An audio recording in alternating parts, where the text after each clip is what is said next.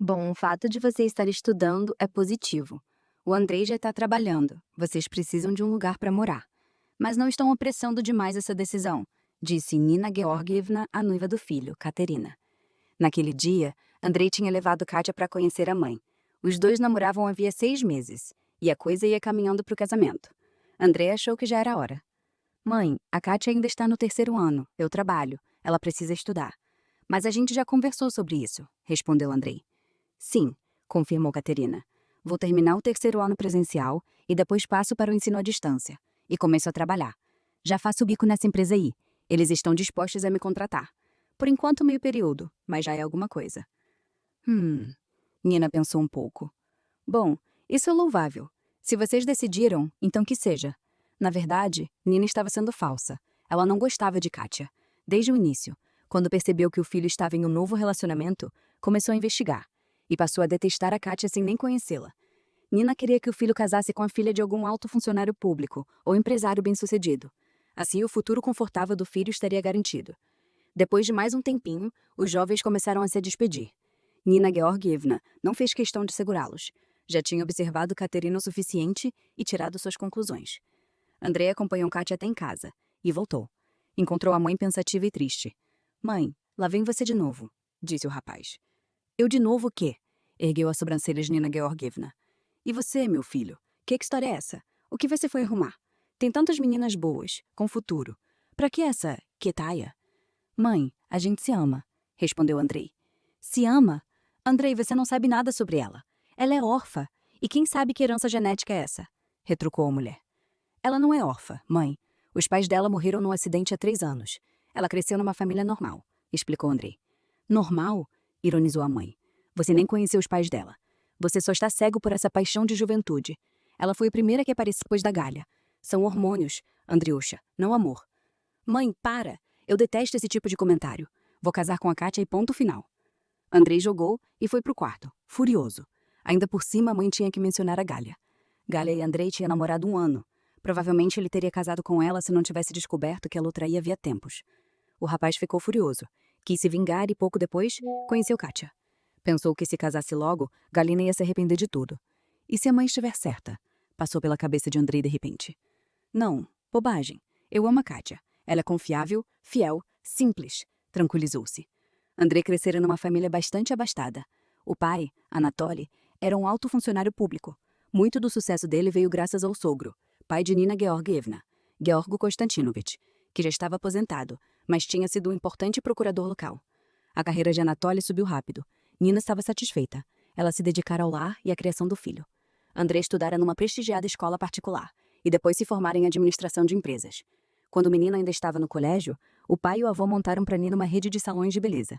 Nina ficou feliz. Agora ganhava bem por conta própria. Tudo na vida daquela família parecia planejado. Até que um único acontecimento mudou tudo. O marido, Anatoly, morreu de repente de um infarto. Andrei estava na faculdade na época.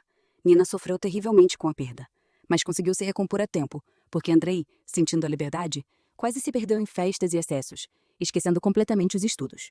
Quem ajudou muito foi o avô. Ele assumiu o papel de pai, conversou bastante com Andrei e conseguiu convencê-la a se dedicar aos estudos.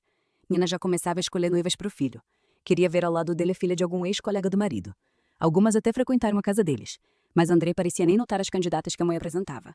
Então ele se apaixonou por Galina. Conheceu Galina numa festa de amigos em comum. A garota o encantou completamente. Não estudava nada, vivia de bicos, mas rapidamente percebeu o nível financeiro do novo namorado e decidiu jogar tudo. Conseguiu envolver o ingênuo Andrei. Ele já estava pronto para colocar o mundo aos pés dela. Gali adorava. Fazia o papel de pobrezinha, Andrei pagava as compras dela. Alugou um apartamento, levava a restaurantes e lojas de grife. Andrei se apaixonou de verdade. Nina detestava aquilo tudo. Mandou investigar e ficou horrorizada. Jamais aceitaria uma nora assim. Mas sabendo que o relacionamento do filho com Galia já tinha ido longe demais, e temendo uma gravidez, Nina decidiu agir rápido e com firmeza. Encontrou Galina, mas falar com ela era inútil. A moça jamais largaria uma boa oportunidade. Então Nina tomou outro caminho. Pagou um rapaz para fingir ser um jovem rico e conquistar a Galina. Deu tudo certo. Galia mordeu a isca ao ver nova presa. Nina não economizou dinheiro. E um dia, Andrei flagrou Galina exatamente no apartamento que ele mesmo pagava. O rapaz ficou destruído, mas Nina comemorou a vitória. Apoiou o filho, aconselhou a mergulhar nos estudos e no trabalho e esquecer a traidora. Andrei seguiu o conselho da mãe. No emprego, subiu rápido na carreira. e depois conheceu Kátia. Kátia era o oposto completo de Galia. Discreta, quieta, não corria atrás de dinheiro alheio. Mas algo nela atraía tanto o rapaz que ele não conseguiu resistir. Kátia crescera numa família comum. Era filha única. Tirava boas notas. Entrou de graça na faculdade de economia. Tudo ia bem. Até a tragédia que dividiu sua vida em antes e depois. Naquela manhã, os pais dela iam para a cidade vizinha. O tempo estava horrível. Chuva forte, vento. Em certo momento, o pai perdeu o controle. O carro saiu da pista e capotou na vala. Os dois morreram na hora, antes da ambulância chegar. Caterina ficou sozinha no mundo. Apesar da dor que a consumia, a moça entendeu que ninguém mais ajudaria. Arrendiu bicos. A avó e alguns parentes ajudavam um pouco. Depois conheceu Andrei. Não se apaixonou por ele de cara. Pelo contrário, achava-o mimado e caprichoso. Mas Andrei tomou a iniciativa. Para de ficar tímida, vai. Aceita sair com ele. Não vai te morder, dizia a amiga quando Andrei começou a insistir. E Kátia aceitou. Um encontro, outro, e o namoro começou. Quanto mais conhecia Andrei, mais gostava dele. Ele agora parecia confiável, determinado. Quando fez o pedido de casamento, Kátia disse sim. O encontro de Kátia com Nina Georgievna bagunçou tudo para Andrei. O rapaz ingenuamente achava que a mãe ficaria feliz por ele e tudo correria como planejado. Mas a mulher não queria de jeito nenhum aquela esposa para o filho, suspeitando que Kátia também fosse interesseira. De qualquer forma, os jovens se preparavam para o casamento. Nina Georgievna resistia com todas as forças, mas o filho estava irredutível. Os noivos recusaram uma festa suntuosa. Não tinham muito dinheiro e acharam desnecessário. Fizeram só o registro civil, uma sessão de fotos e o almoço num café com os mais próximos. Os recém-casados foram morar no apartamento de Andrei, que o pai deixara para ele. No centro da cidade, condomínio novo, portaria 24 horas, garagem subterrânea, espaçoso e luxuoso. Um sonho. O apartamento de Kátia foi alugado. Como combinado, ela terminou o 3º ano presencial, passou para o ensino à distância e foi contratada a meio período na empresa onde já fazia bico. A vida de casada começou. Longe de ser um conto de fadas, ainda estavam aprendendo a viver juntos. Tinha briga, mal-entendido, reclamações dos dois lados. Algumas vezes, Andrei até desabafou com a mãe. Eu te avisei. Eu te falei que você escolheu errado, filho. Repreendia Nina ao filho. Mas Andrei e Kátia faziam as pazes, e o resíduo das palavras da mãe ficava. Aos poucos, o jovem parou de se abrir com ela. Um ano depois, Kátia descobriu que estava grávida. Não foi exatamente uma surpresa, mas ela achava que aconteceria um pouco mais tarde. Que ótimo, Kátia! Temos casa, trabalho, agora vai ter o bebê. Animava-se Andrei. A única que não gostou da notícia foi Nina. Ainda nem se sabe se esse filho é mesmo teu, jogou ela pro filho. Andrei não levou a sério. O enjoo de Kátia começou forte. Ela já tinha lido sobre aquilo, mas nunca imaginou que fosse tão horrível. Mal abriu os olhos de manhã e já corria pro banheiro. Até o almoço não conseguia segurar nada. Vomitava tudo. Tontura, fraqueza total. 2 vezes precisou ser internada. Não tinha condições de trabalhar, nem de estudar. Pediu licença acadêmica. Andrei apoiava a esposa.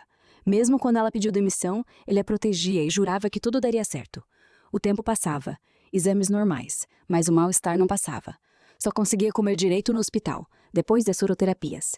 Em casa voltava tudo de novo. Por que está assim? Já tenho 30 semanas. O enjoo já deveria ter passado, perguntava Kátia ao médico. Na maioria dos casos passa até a 15ª semana, mas tem mulheres que sofrem até o parto, respondia a médica. Isso não consolava Kátia. A vida virou um sofrimento. Não tinha forças nem para escolher o enxoval do bebê. Não contava com a ajuda da sogra, nem esperava, e precisava dar conta de tudo sozinha. Desde o começo não fui com a cara da tua Kátia, doente que só. Pode até estar fingindo para não trabalhar. E ainda largou a faculdade. Ótima esposinha.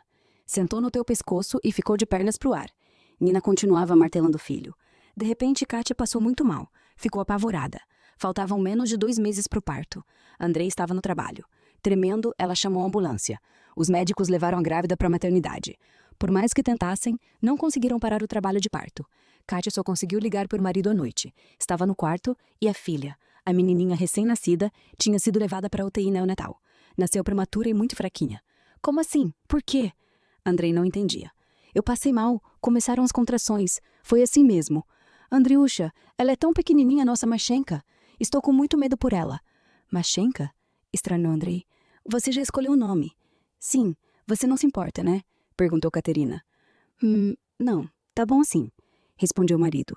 No dia seguinte, Andrei levou umas frutas e roupas para a esposa. Como está a bebê? Perguntou. Ainda na UTI. A noite foi estável. Estão observando. Sabe, precisamos comprar roupinhas para ela. Eu nem consegui. Você pode? Pediu Kátia. Claro, passo na loja infantil. Só vê o tamanho. Tem que ser o menor possível, lembrou ela. Se despediram, Andrei foi trabalhar. No outro dia trouxe um sacola. Saiu rápido. Precisava correr para o trabalho. Kátia ficou triste. Sentia o marido se afastando dela e da filha. Quando abriu a sacola, chorou. Andrei tinha comprado tudo sem olhar. Tamanhos para bebês de 3 ou 4 meses. Nada a ver com uma prematuro. Quem salvou foi a vizinha de quarto, Irina. Ai, homem é assim mesmo. Pegou qualquer coisa que viu na frente. Não chora. Minha mãe veio me visitar hoje. Vou pedir para ela comprar. Tem uma loja que tem setor especial para apressadinhos. Roupinhas de boneca. Obrigada, sussurrou Kátia. Irina sorriu. As duas se aproximaram. Pela primeira vez em muitos dias, Kátia sentiu que alguém se importava. E isso foi muito importante. Uma semana depois, Kátia e Mashenka foram transferidas para o setor de patologia neonatal. Andrei já não aparecia todo dia.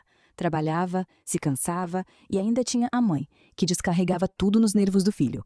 Você é um homem jovem, saudável e bem-sucedido. O que essa sua desajeitada te deu? Se pelo menos fosse um menino, um herdeiro, mas uma menina, e ainda por cima não conseguiu levar até o fim. Ninguém sabe como isso vai terminar. Você precisa mesmo disso, filho. Pensa bem. Andrei queria retrucar, mas as palavras da mãe cravaram na cabeça dele. Aos poucos a situação toda começou a irritá-lo. Os telefonemas de Kátia, os pedidos, as histórias sobre a filha. Logo, Mashenka começou a respirar sozinha e foi para o quarto com a mãe. Ainda precisava de cuidados, ganhar peso. Kátia, cuidando da bebê o tempo todo, nem percebia as mudanças no comportamento do marido. E no fundo tinha medo. Medo de tocar no assunto, porque agora ela e a filha estavam muito vulneráveis. Só receberam alta depois de 2 meses. Andrei foi buscar suas meninas. Teve medo de pegar a filha no colo. Ela é muito pequena, tenho medo, disse secamente à esposa. Kátia não insistiu. Como a jovem mãe ficou feliz de voltar para casa. Tomou banho com prazer. Nem a bagunça, nem a geladeira vazia incomodaram. Aos poucos arrumou tudo. Pediu entrega de supermercado, cozinhou. A casa voltou a ter aconchego. Mashenka dormia mal. Kátia já nem lembrava quando tinha conseguido dormir mais de 1 hora seguida. Andrei se estressava. Não aguentou uma semana e foi dormir na sala. Kátia só deu de ombros. Ele trabalhava e precisava descansar. A sogra nunca apareceu para Veraneta. Andrei preferia ir à casa da mãe depois do trabalho. Às vezes até dormia lá. Kátia não sabia o que eles conversavam, mas sentia que não ia acabar bem. A sogra só veio ver a neta depois de 6 meses. Passou rapidamente. Quase não falou com a nora. Segurou Mashenka poucos minutos. Franzina, né? Muito fraquinha, disse fazendo careta. E logo foi embora. Mashenka realmente continuava atrasada no desenvolvimento. O tempo passava, mas ela não alcançava nem o peso, nem as habilidades esperadas para a idade corrigida. Caterina corria com a filha de médico em médico. Exames, massagens, alimentação especial, fisioterapia. Fazia tudo certinho, nos horários certos, mas Mashenka continuava pequenina e fraca. Caterina demorou a perceber que Andrei se afastava dos problemas. Não ouvia mais as histórias da esposa, não tocava na filha, nem saía para passear com ela. Mas a jovem mãe estava tão sobrecarregada que, quando aos 12 meses a comissão médica deu o diagnóstico, paralisia cerebral, aquelas 3 letras ecoaram na cabeça dela como um trovão. Ela não queria acreditar que aquilo estava acontecendo. Já não aguentava mais. Por enquanto, a invalidez é por 1 ano, explicou a médica. A forma não é das mais graves. Vai exigir muito esforço, muita reabilitação. Pela prioridade, tem fila prioritária no centro de reabilitação. Lá ajudam bastante. Parecia que a médica tinha tentado animá-la, mas Kátia só queria uivar. Naquela noite, Caterina queria conversar com o marido, pedir ajuda, participação, contar como estava difícil sozinha. E a conversa aconteceu, mais tarde da noite. E quem tomou a iniciativa foi o próprio Andrei. Kátia, eu pedi o divórcio, disse o homem, baixo e sem emoção. Como assim? Kátia não entendeu. Pedi o divórcio. Por favor, sem histeria. Nosso relacionamento acabou. Kátia, eu não quero mais voltar para casa. Isso não é vida. Olha para você. Até a faxineira do prédio tá mais arrumada. Porque se cuida. E a criança? Eu queria um herdeiro. Um menino forte e saudável. Temos uma menina doente. Ninguém sabe o que vai ser dela. Enfim, não era disso que eu sonhava. A gente ainda é jovem. Vamos conseguir refazer a vida. Eu pago pensão, mas não espere grandes quantias. Vamos combinar isso de forma civilizada desde já. Disparou o homem.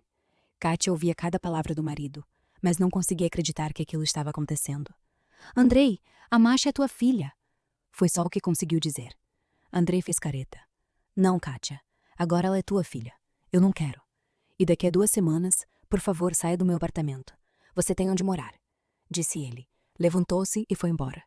Kátia nem sabia para onde ele ia, nem queria saber.